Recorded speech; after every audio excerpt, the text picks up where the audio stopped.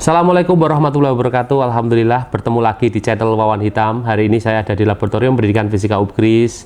Dan ini guys, kemarin anak saya pulang sekolah, ini bawa mainan ini guys. Ini bentuknya seperti telur. Nah, ketika saya buka, ternyata mainannya ada di dalam ini. Ini guys. Nah, jika saya pegang atasnya dan saya berdirikan seperti ini dan saya lepas, apa yang terjadi? Dia nggak bisa berdiri guys.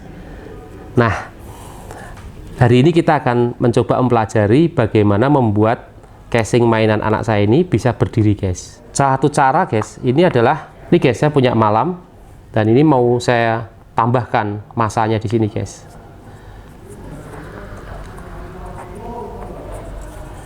Kita atur biar bagus dulu. Nah ini guys, sekarang dia bisa bergoyang. Nah, jika ini saya tutupkan lagi, maka apakah dia mampu berdiri? Kita lihat ya guys ya. Ternyata sekarang dia berdiri. Tentu saja penambahan malam tadi ini membuat pusat massa ini turun ke bawah. Dan ini ternyata membuat dia bisa bergoyang. Nah, kita akan pelajari bagaimana mainan yang seperti cangkang telur ini bisa ini guys, berosilasi seperti ini. Gokil ya guys ya. Nah, sekarang tinggal masukin nih mainannya ke sini. Nah, ini guys. Sekarang dia bisa bergoyang-goyang. Wah, gokil ya guys ya.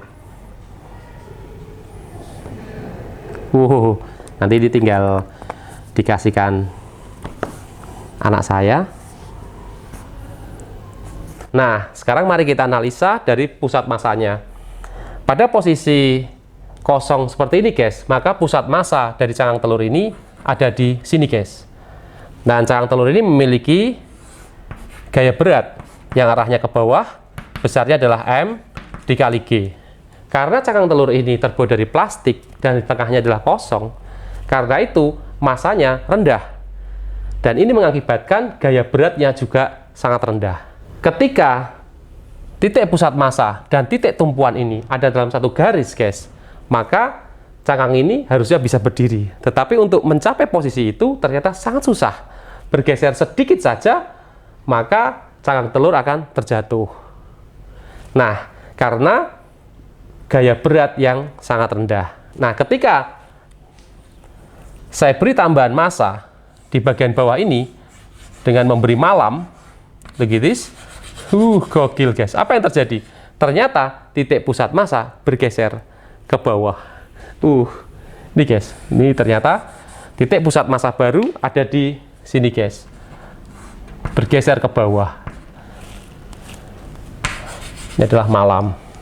Nah, sekarang jika terjadi perbedaan titik pusat massa dan titik tumpuan sedikit saja, maka ternyata mampu membuat cangkang telur tetap berdiri. Karena gaya beratnya sekarang jadi besar dengan penambahan malam. Ketika cangkang telur ini saya dorong ke kanan dan saya lepas, maka dia bergoyang-goyang begini guys. Gokil. Apa yang terjadi? Look at this. Ketika ini saya dorong ke kanan, maka yang terjadi adalah pergeseran tumpuan. Look at this guys. Ini adalah pusat massa awal. Look at this. Ini saya gambar saja. Di sini guys, tumpuan awalnya. Nah, pada saat ini saya beri gaya, maka titik tumpuannya guys sekarang bergeser di sini guys. Nah, ini adalah garis titik tumpuannya dan gaya beratnya ada di sini guys. Ini adalah gaya beratnya. Nah, sekarang pusat massa dengan garis tumpuan membentuk satu lengan ayun guys, yang kita kenal dengan L. Nah, inilah yang membuat cangkang ini pada posisi miring seperti ini. Jika kita lepas, maka dia akan berayun atau bergoyang ke kiri guys, karena muncul torsi yang besarnya adalah gaya berat cross L, sehingga membuat cangkang telur akan bergoyang ke kiri. Nah, pada saat dia bergoyang ke kiri, begitu, maka titik tumpuan yang awalnya ada di sini bergeser, pindah ke sini guys. Ada di sini sekarang titik tumpuannya. Nah, ini adalah pusat massanya. Gaya sama dengan M kali G. Dan ini adalah tumpuan baru, sehingga dia membentuk lengan ayun dari titik pusat massa.